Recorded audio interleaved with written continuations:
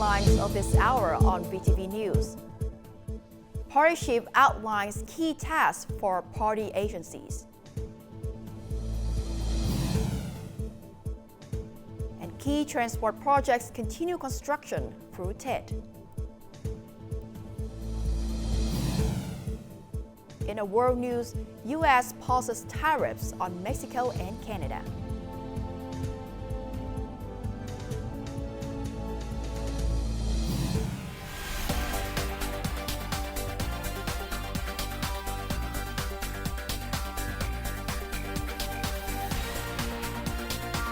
Broadcasting from Hanoi, the capital of Vietnam. VTV News starts right now. Good afternoon. It is now 3 p.m. local time in Hanoi, and you're watching VTV News. I'm Phie bringing you the latest updates. Now, on Tuesday morning, Party General Secretary Tô Lâm presided over the Secretariat meeting to direct key tasks for party agencies. He urged all units and localities to resume work immediately after the Lunar New Year holiday, warning against prolonged festive mindsets or neglect of duties. He emphasized the importance of summarizing Resolution 18 on restructuring the political system's organizational apparatus.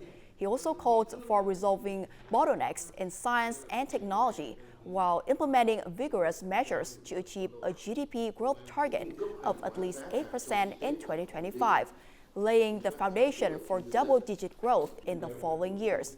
At the same time, he stressed the importance of effectively organizing party congresses at all levels in preparation for the 14th National Party Congress.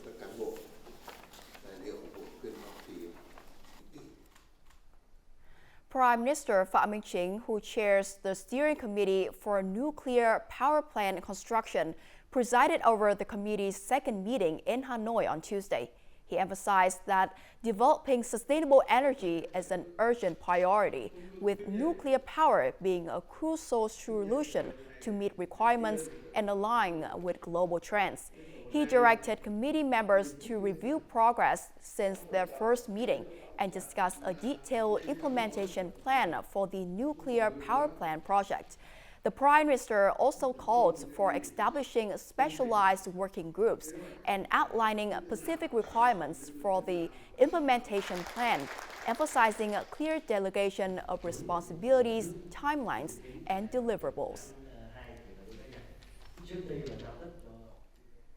National Assembly Chairman Trần Thanh Mẫn held a working session in Hanoi on Tuesday with a delegation from the Ministry of Public Security led by Minister General Lương Tam Quang.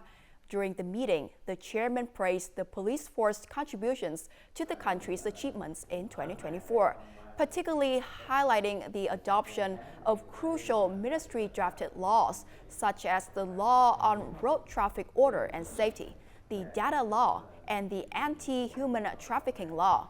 As 2025 marks the 80th founding anniversary of the People's Public Security Force, the National Assembly chairman expressed hope that the ministry would continue fulfilling its entrusted missions and contributing to Parliament's lawmaking work, oversight, and national development and protection.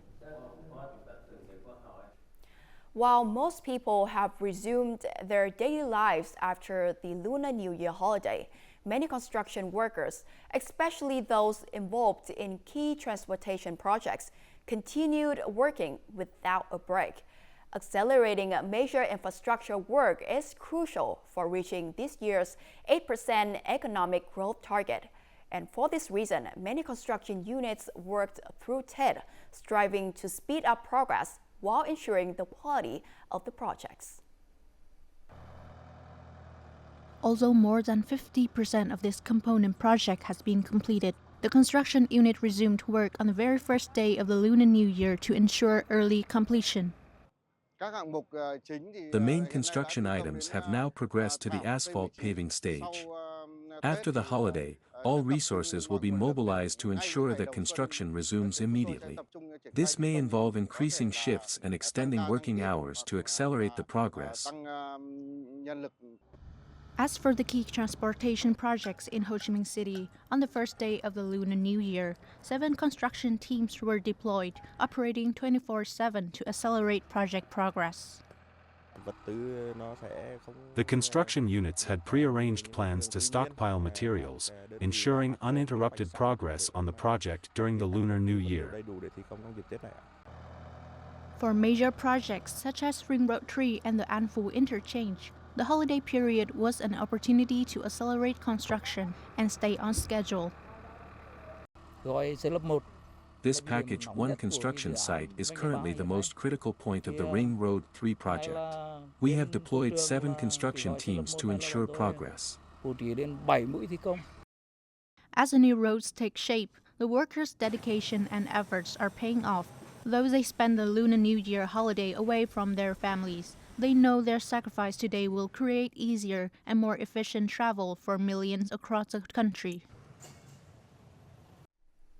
The Hanoi Metropolitan Railway Management Board, along with consultants and contractors, has begun tunnel drilling using the second tunnel boring machine, or TBM, named BOLD, for the underground section of the Nhon Hanoi Station Urban Railway Project. The TBM will drill from station S9 to Kim Ma at a depth of 17.8 meters, maintaining a standard speed of 10 meters per day as it progresses towards subsequent stations. Currently, the overall construction of the underground stations is 54% complete. The underground section is scheduled for completion in 2027.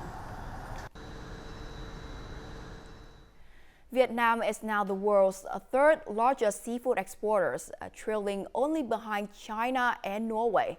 These achievements shows Vietnam's progress in sustainable development and its success in adding value to seafood products. And now in the South Central provinces, coastal businesses have seen encouraging results since the start of the year.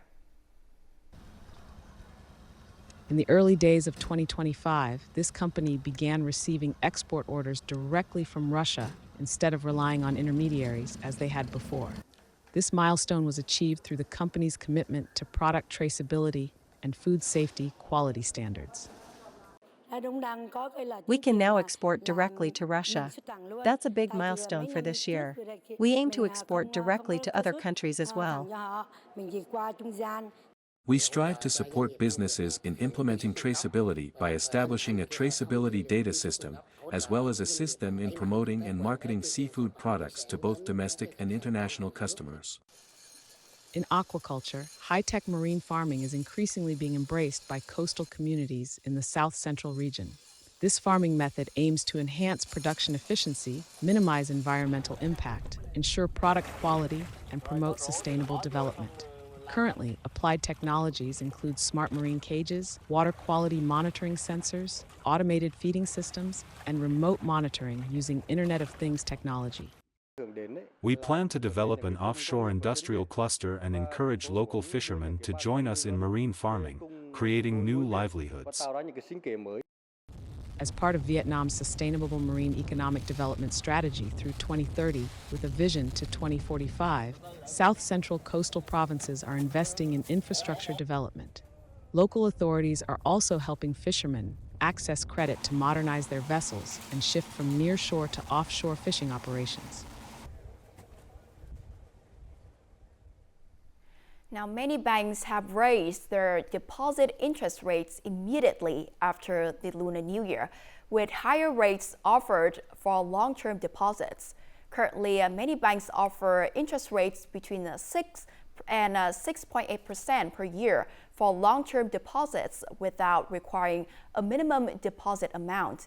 And banks offering interest rates from 7% to over 8% per year require specific conditions, including deposit terms longer than 1 year and large deposit amounts. Besides higher interest rates, many banks are also launching promotional programs and offering gifts to attract deposits after the Tet holiday. Now, before we move on to other important updates, let's take a look at the foreign exchange rate of today, February the 4th.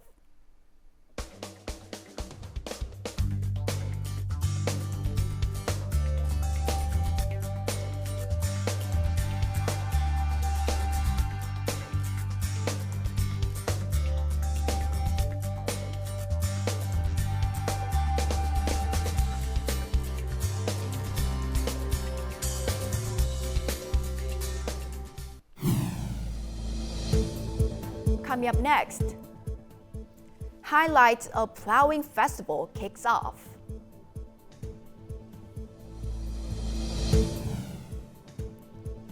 And communities find innovative ways to combat natural disasters. Welcome back to VTV News. The main event of the Đội Sơn Tịch Điền or Plowing Festival kicked off on February the 4th, the 7th day of the Lunar New Year at Tiên Sơn Commune, Duy Tiên Town, Hà Nam Province. The festival features beautifully decorated buffaloes that won top prizes in the buffalo painting contest held the previous day. Now, this year's buffalo painting contest attracted 20 painters and artist groups from various provinces and cities. The plowing ceremony, a crucial part of the festival, symbolizes hopes for favorable weather and abundant harvest, while highlighting agricultural significance during feudal dynasties. Shortly after the third day of the Lunar New Year, coastal provinces in the South Central region organized numerous lively activities. A highlight was the traditional Dragon Boat Race Festival on the Da Rang River in Tuy Hòa City, Phú Yên Province. Now in its 9th year, the boat race continues to attract athletes of all ages. 24 teams of men and women competed, with men racing at 2.5 kilometers and women racing 1.5 kilometers. The coastal districts, towns, and cities in Phú Yên also hosted other activities, such as coracle boat races and net weaving contests. These events both preserve a cultural heritage and showcase the unique culture of coastal residents.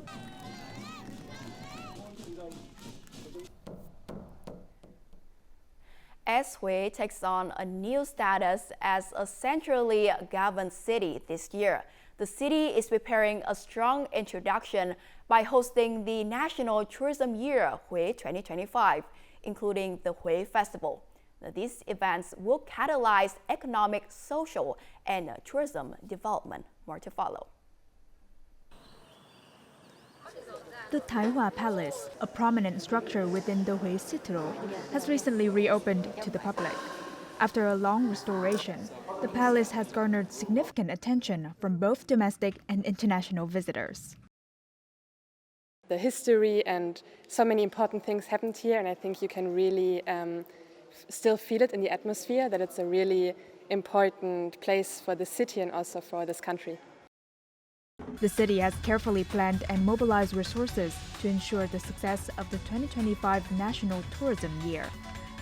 With the theme Phie, Ancient Capital, New Opportunities, this year's festival will feature 4 special events, showcasing 4 seasonal themes. Other exciting domestic and international activities are also in the pipeline.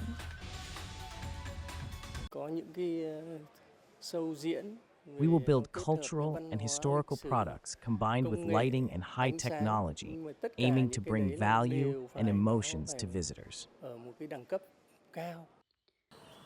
With Phie now a centrally governed city, the tourism sector is setting ambitious goals to solidify its position as a leading destination. Our focus is on cooperating with tourism agencies to incorporate these events into the itinerary. In addition, we are researching cultural products and innovating tours and shows to extend overnight stays in our city. Building upon its rich cultural heritage as an ancient capital, Phie City is determined to create a breakthrough for its tourism in 2025, embracing fresh opportunities in this new era for the nation. Now, after the devastating impact of Typhoon Yagi in 2024, Vietnamese people have become more aware of their environmental responsibilities while adapting to climate change. Mountain communities, in particular, have implemented numerous solutions to minimize the effects of natural disasters. A report from Tân Hóa Commune in Quảng Bình Province. Nestled in a valley surrounded by limestone mountains, Tân Hóa village is referred to as one of the worst flood centers in central Vietnam. Since the historic flood in 2010, residents have adapted to climate change by building floating houses. The village's floating houses are not only flood shelters, but also used as homestays, turning an area with the highest flood risk into one of the world's best tourism villages of 2023. Truly amazing. Everyone loves our village as it is globally recognized. I'm very proud. I can't speak English, but whenever tourists say hello, I wave back. My floating house also serves as accommodation for tourists. I have earned a stable income. With its unique homestays, magnificent natural landscapes, and distinctive local culture, Tân Hoa Village has become one of Vietnam's most popular tourist destinations. The village welcomes 6,000 to 10,000 visitors each year, with international tourists making up 80% of visitors. In addition to the beautiful landscapes, I've immersed myself in the local community to learn more about their history, culture, and lifestyle. Thanks to such a wonderful experience, I'm more grateful for the good things in my life. By learning to coexist with floods, residents have transformed their lives through local tourism. Their innovative adaptation strategies have become a model for sustainable development. The project to revitalize the Tô Lịch River needs immediate implementation to address the root causes of pollution, restore the environment and landscape, preserve cultural heritage, and protect public health. Deputy Prime Minister Trần Hồng Hà has assigned this task to Hanoi and various ministries. The research should prioritize methods for settling and filtering Red River water to reduce sedimentation. It should also focus on effective use of treated water, particularly plans to return water to the Tô Lịch River rather than diverting it to the Red River. As the second largest emitter, the agricultural sector must lead in reducing greenhouse gases. Following the 1 million hectare low-emission rice project in the Mekong Delta, which cuts 10 million tons of carbon dioxide annually, carbon-neutral farms and net-zero forests have opened a new path for Vietnam, credit-generating agriculture. Green farms minimize carbon emissions by dedicating 70% of their area to green spaces and regulating lakes. They also use a circular economy for waste treatment and energy generation. Methane reduction from 8,000 dairy cows is part of the solution.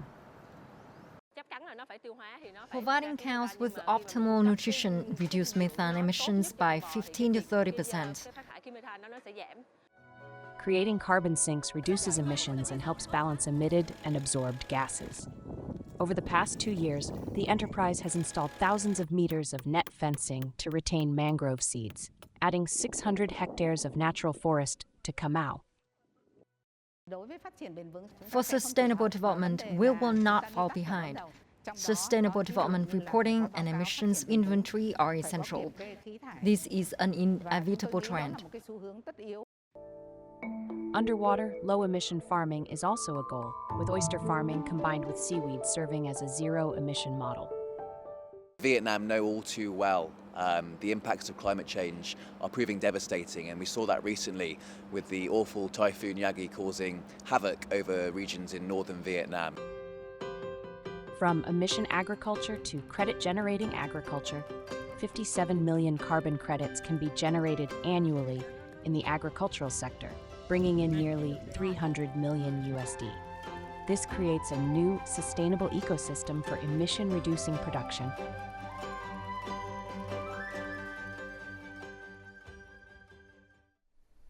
Purple garlic from Dallas City is renowned for its robust, peppery flavor and is highly sought after by garlic enthusiasts. In response to its popularity, local farmers have developed various methods to protect and expand purple garlic cultivation while moving away from greenhouse farming. More on this to follow. Unlike white garlic, purple garlic has a deep purple color on its outer skin with a distinctive fragrance and stimulating taste. Local farmer Lê Thế Hiển has dedicated himself to preserving this garlic variety. Initially, the garlic wasn't this deep purple color. We chose high-quality garlic seeds that would adapt well to Dalat soil.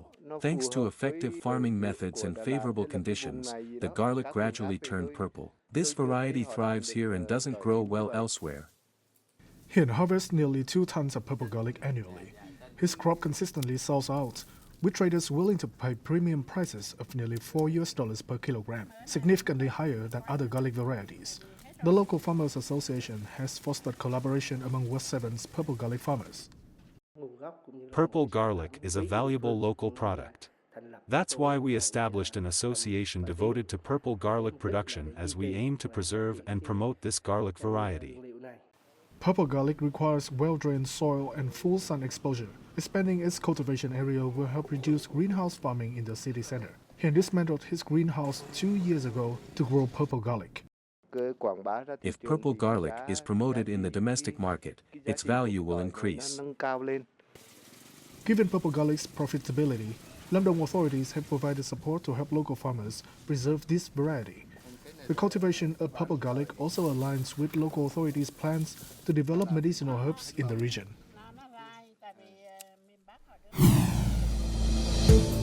Coming up next in our world news, U.S. paused tariffs on Mexico and Canada.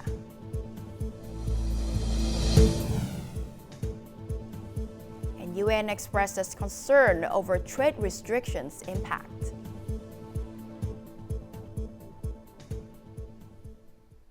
Welcome back to VTV News.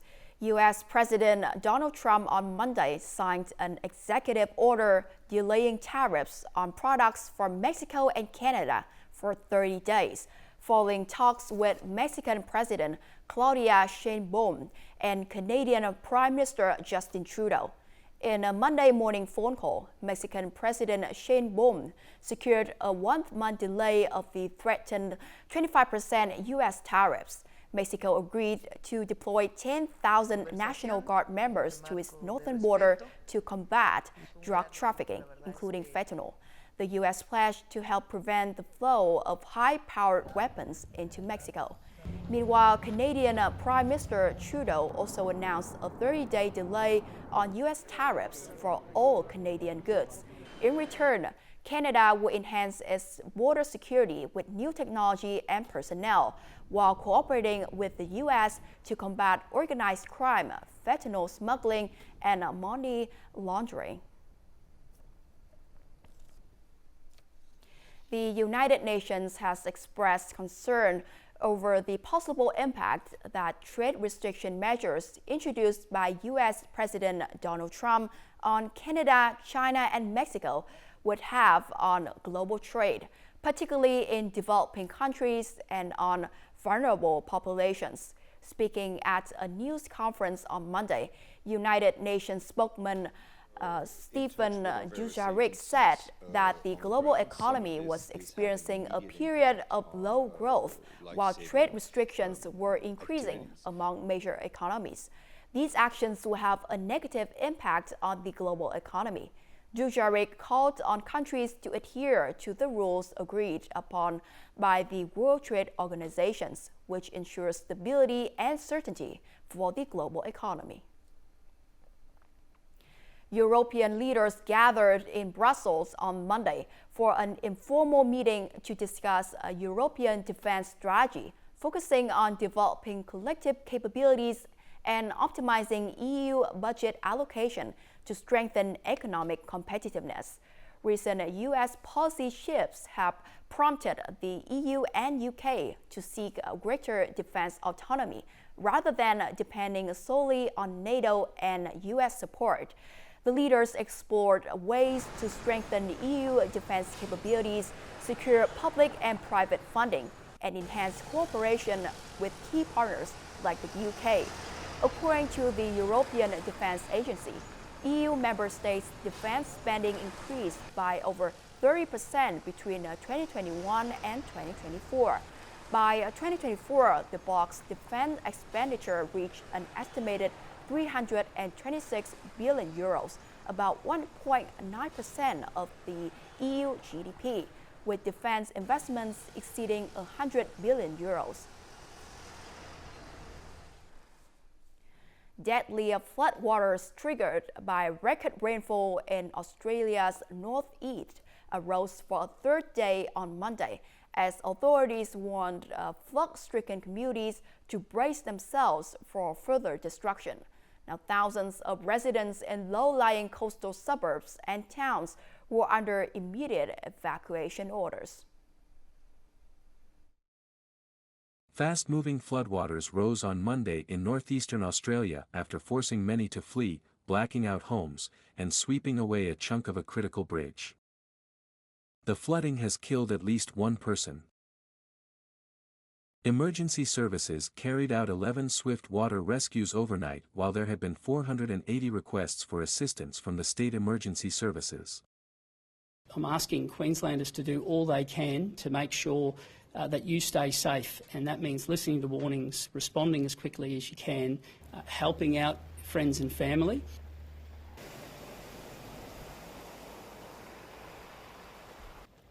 We are prepared for a scenario where rivers may continue to rise. We are prepared for a situation where high tides may impact different communities. In hard-hit Townsville, 6 low-lying suburbs have been designated as a black zone. More than 400 people have taken refuge in 6 evacuation centres. When the river bank broke, it just came down Mystic Avenue and wiped out one side of the street. Just everyone went underwater. Everyone's got water through their houses. There's a lot of people down there with no food, no power, obviously. The flooding comes after days of torrential rain and damaging winds brought on by 2 low-pressure tropical systems. Intense rain events are also getting heavier and more frequent as the world warms due to fossil fuel pollution, and the consequences of the climate crisis worsens extreme weather. And up next is the weather forecast.